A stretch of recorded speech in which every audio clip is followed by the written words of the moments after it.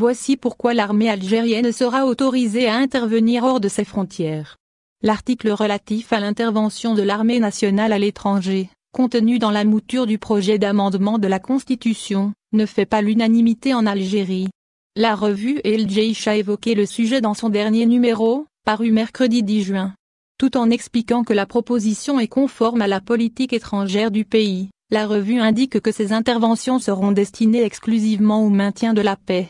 La participation aux opérations de maintien de la paix et de préservation de la sécurité n'est pas un fait nouveau pour notre pays, elle est de nature à contribuer à l'instauration de la paix et de la sécurité, particulièrement sur le continent noir, théâtre du plus grand nombre de conflits dans le monde et du déploiement, également, du plus grand nombre de missions de maintien de la paix des Nations Unies et de l'Union africaine, dans des pays minés par les conflits et les guerres, souligne El Jaish. En outre, la revue de l'armée note que la proposition de participation de l'ANP aux opérations de maintien de la paix, en dehors de nos frontières nationales, est pleinement conforme à la politique étrangère de notre pays qui repose sur des principes fermes et immuables, à savoir le rejet du recours à la guerre et prône la paix, la non-ingérence dans les affaires internes des États ainsi que la résolution des conflits et des différends internationaux par des voies pacifiques, conformément à la légalité internationale représentée par les instances internationales et régionales. La revue estime, dans le même sillage, que la quête d'édification de l'Algérie nouvelle fondée sur le recours à la volonté populaire,